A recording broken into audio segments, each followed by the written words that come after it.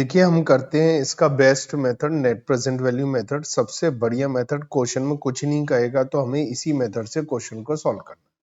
पिछली वीडियो में हमने क्या करा था, हमने डिस्काउंटिंग पेबैक पीरियड मेथड, उसी मेथड के थ्रू उसी क्वेश्चन को मैं आपको समझाता हूँ। पिछली वीडियो अगर आपने नहीं देखी है तो पहले ये करना पड़ेगा, फिर उसके बाद आपको ये देखिए। मैं यहाँ पर हमने प्रेजेंट वैल्यू निकाली थी, मैं अभी दोबारा भी निकाल कर दिखा दूंगा। इसका टोटल कर लेंगे, या तो कुमुलेटिव का टोटल कर लें या इसका कर लें। तो इसमें 360,900 में 62,100 और ऐड कर लेते हैं, 3,79,000।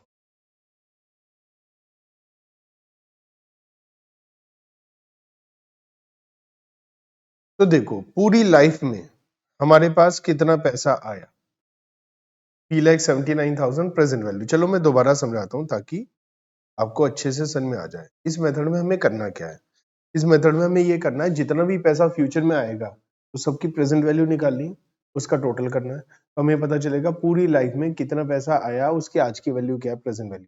और हमारा पूरी लाइफ में जितना पैसा गया उस सबकी प्रेजेंट वैल्यू का टोटल करेंगे। क्योंकि कई बार ऐसा भी हो जाता है, पहले स्टार्टिंग की वजह बीच में भी कभी पैसा खर्च करना पड़ सकता है। तो हमें क्या करना है, present value of cash inflow, पूरा sum of present value of cash inflow, जितना भी हमें फ्यूचर में पैसा मिलेगा उन सबका प्रेजेंट वैल्यू का सम करेंगे। और जितना भी हमारा फ्यूचर में या प्रेजेंट जितना भी पैसा आउटफ्लो होगा उसका टोटल करेंगे। और present value of cash inflow में से present value of cash outflow minus करेंगे। और फाइनली पॉजिटिव आएगा तो इसका मतलब हमें फायदा हो रहा है, नेगेटिव आएगा तो वही मैं बता रहा था पिछले क्वेश्चन में। तो प्रेजेंट वैल्यू कैसे निकालेंगे, जैसे हमने पहले सीखी, अब दोबारा देख लेते हैं। उसमें इस बात पर डिपेंड करता है कि हमारा एनुअल कैश इनफ्लो सेम है यानी एन्युटी है या नहीं, वो भी हम देख लेंगे। अगर पॉजिटिव है तो एक्सेप्ट करिए, नेगेटिव एनपीवी है तो रिजेक्ट कर दीजिए, ठीक है ना। और अगर हमारे पास एक ही प्रोजेक्ट है, उसे एक्सेप्ट या रिजेक्ट करना है, तो अगर पॉजिटिव एनपीवी है तो रिजेक्ट एक्सेप्ट करिए और नेगेटिव एनपीवी है तो रिजेक्ट करिए, अगर एक ही प्रोजेक्ट है। और अगर एक से ज्यादा प्रोजेक्ट है तो जिसकी एनपीवी ज्यादा है उसे एक्सेप्ट करिए, ठीक है। तो याद रखिए, जिसकी ज्यादा एनपीवी है वो ज्यादा अच्छा है। मेथड अच्छाइयाँ क्या है कि ये टाइम वैल्यू मनी को कंसीडर करता है, आसान है, एंटायर लाइफ को कवर करता है, कैश इनफ्लो आउटफ्लो दोनों को देखता है ना। ओनर में कितना पॉजिटिव इम्पैक्ट आ रहा है वो हमें बताता है ना। तो ये सारी चीजें हमें बताया, प्रेजेंट वैल्यू इंडेक्स के काम आता है, वो अभी नेक्स्ट मेथड है उसके बारे में बता रखा है, वो इसी की हेल्प से निकालते हैं। लिमिटेशंस या डिमेरिट्स क्या है कि हमारा अकाउंटिंग रेट ऑफ रिटर्न के कंपैरिजन में या और मेथड के कंपैरिजन में थोड़ा कॉम्प्लिकेटेड और डिफिकल्ट है। हमें ये पता लगाने में मुश्किल होता है कि हमारी प्रेजेंट वैल्यू निकालने के लिए कौन सा रेट यूज करें।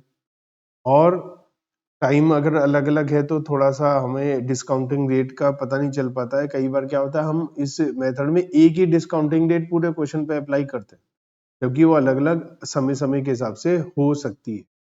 तीसरी चौथी चीज दिक्कत क्या है, ये एब्सोल्यूट मेजर आता है, अमाउंट में आता है, परसेंटेज में नहीं आता। आईआरआर है कि internal rate of return method, उसमें परसेंटेज में आता है।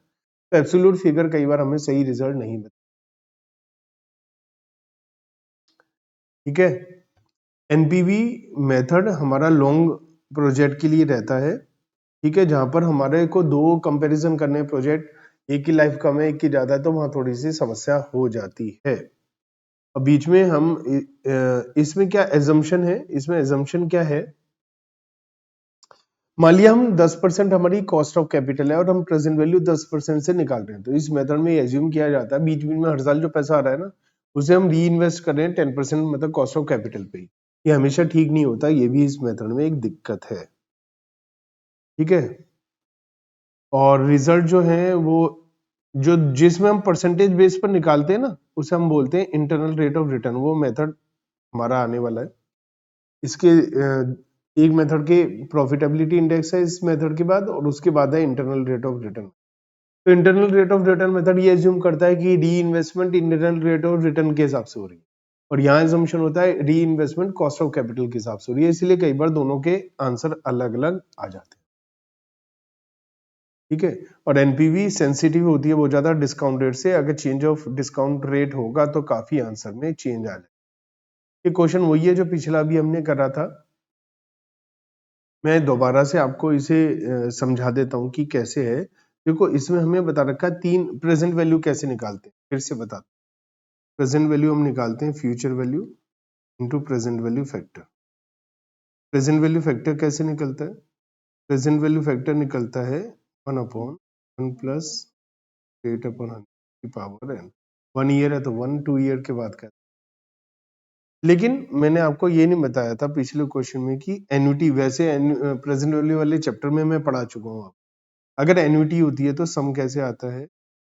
Annuity into present value annuity factor, वहां प्रेजेंट वैल्यू एन्युटी फैक्टर से। प्रेजेंट वैल्यू एन्युटी फैक्टर कैसे आता है? उसको करने के दो तरीके हैं, मैंने बताया था आपको। कैलकुलेटर पर करिए, 1 डिवाइड बाय, मान लिया एग्जाम्पल फॉर एग्जाम्पल 10% है 8, तो 10/100 क्या होता है? 0.1। तो 1 डिवाइड बाय, ये 1 डिवाइड बाय 1.1 इक्वल टू, मुझे याद है नंबर इसलिए मैं बता रहा हूँ, बिना कैलकुलेट करेंगे तो ये आ जाएगा 0.909। एक बार और इक्वल टू का बटन दबा दो, 2 बार हो गया। एक बार और इक्वल टू का बटन दबा दो, 3 बार हो गया।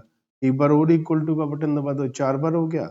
एक बार और इक्वल टू का बटन दबा दो, 5 बार हो। और हमारा प्रोजेक्ट का लाइफ 5 साल है। अब जीटी का बटन दबा दो तो 3.791 आ जाएगा ना। ये आ गया, मुझे याद है। तो अब ये आ गया तो हम क्या करना है, हमें हमें एन्युटी, एनुअल वैल्यू कितना आ रहा है? 1 लाख। 1 लाख को प्रेजेंट वैल्यू एन्युटी फैक्टर मतलब 3.791 से, तो ये आ जाएगा 3,79,100। ठीक है। अब ये पैसा आ गया हमारे पास पूरे लाइफ में। एनपीवी क्या है? नेट प्रेजेंट वैल्यू, मैंने बताया था sum of present value cash inflow minus sum of present value cash outflow. तो पूरी लाइफ में आया 379,100, क्या 3 लाख। तो आंसर है +79,100। तो हमारा जो डिस्काउंटिंग रेट है 10%, इसका मतलब ये है कि हमारी कॉस्ट ऑफ कैपिटल 10% है। 10% से ऊपर कमाई होगी तो हम राजी हैं, हमें कोई दिक्कत नहीं। तो 10% हो गया ये। 10% के हिसाब से हमने प्रेजेंट वैल्यू निकाल ली। 10% की कमाई होने के बाद भी 79,100 और एक्स्ट्रा आ रहे हैं 10% से ऊपर, तो हमें इस प्रोजेक्ट पे बिल्कुल इन्वेस्ट कर देना चाहिए। अगर ये अलग अलग वैल्यू होती तो हम अलग अलग निकालते, अलग अलग प्रेजेंट वैल्यू फैक्टर से मल्टीप्लाई करके। इसे भी कर सकते हैं बट इसमें कोई सेंस नहीं है क्योंकि ये बड़ा हो जाएगा। पिछली बार हमने प्रेजेंट वैल्यू अलग अलग इसलिए निकाली थी क्योंकि पेबैक पीरियड के लिए हमें 3 लाख रुपए, लेकिन यहाँ पर ऐसा नहीं है। तो यहाँ पर हम लोग बड़े आराम से, मैं एक क्वेश्चन और कराता हूँ ताकि आपको ये और अच्छे समझ में आ पाए। हम क्वेश्चन नंबर 17 करते हैं और एनपीवी को समझने की कोशिश करते हैं। सबसे पहले मैं बताता हूँ एनपीवी का फॉर्मूला होता है sum of present value cash inflow minus sum of present value cash outflow. अब कैश आउटफ्लो हमें 2 बार दे रखे हैं, एक 0 पीरियड में और एक 3rd ईयर में। तो पहले हम प्रेजेंट वैल्यू आउटफ्लो निकाल, present value cash year 0 and 3 है, कैश फ्लो 40,000 है, प्रेजेंट वैल्यू फैक्टर रेट है 10%। तो प्रेजेंट वैल्यू फैक्टर आज का 1 रुपया, तो आज के 1 रुपए के इक्वल होगा 0 पीरियड में। 3 साल बाद वाला निकालेंगे तो 3 साल बाद वाला प्रेजेंट वैल्यू फैक्टर निकालने के लिए क्या करोगे? 1 प्लस 8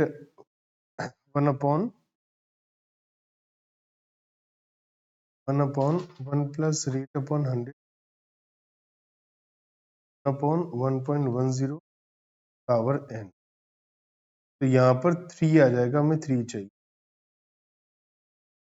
तो कैलकुलेटर पर आपको ऐसे करना है 1 upon divide 1.10 equal to answer. तो क्या आ गया? 0.75। ठीक है। अब हमारा इसको मल्टीप्लाई करके हम इसका टोटल निकाल लेते हैं।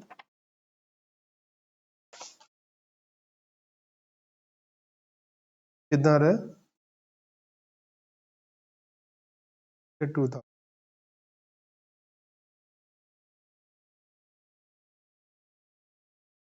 30,000 को 0.75 से मल्टीप्लाई करके 2000 नहीं, 22,530। तो हमारे पास sum of present value cash outflow आ गया 62,530। इसका मतलब हमारे पास इस प्रोजेक्ट में 62,530 रुपीज जा रहे हैं लाइफ में। ये हमने ये निकाल लिया, 62,530 हमारी जेब से गए हैं प्रेजेंट वैल्यू की टर्म्स में। अब हम पता लगाते हैं हमारे पास आय कितने हैं प्रेजेंट वैल्यू की टर्म्स में। तो आय है हमारे पास ये, तो present value of cash inflow निकालते हैं, ईयर 1, 2, 4 एंड 5। कैश फ्लो जो फ्यूचर की वैल्यू है वो है 20,000, 20,000, 40,000। प्रेजेंट वैल्यू फैक्टर वही काम करना है जो अभी अभी कर रहा था। फर्स्ट ईयर का 0.909 मुझे याद है, 0.8286। थर्ड ईयर नहीं है, यहाँ ध्यान रखिएगा, थर्ड ईयर नहीं है, फोर्थ ईयर है उसके बाद। फिर अब प्रेजेंट वैल्यू निकाल लेते हैं इन दोनों की मल्टीप्लाई करके। तो ये आ जाएगा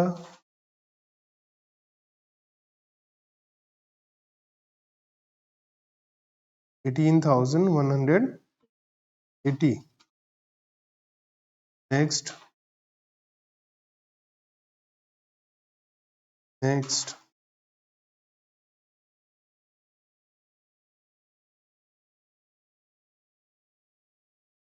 नेक्स्ट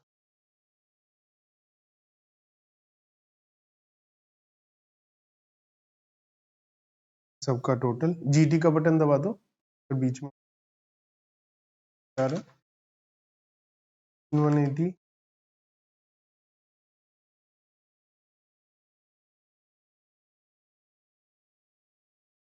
1,11,700।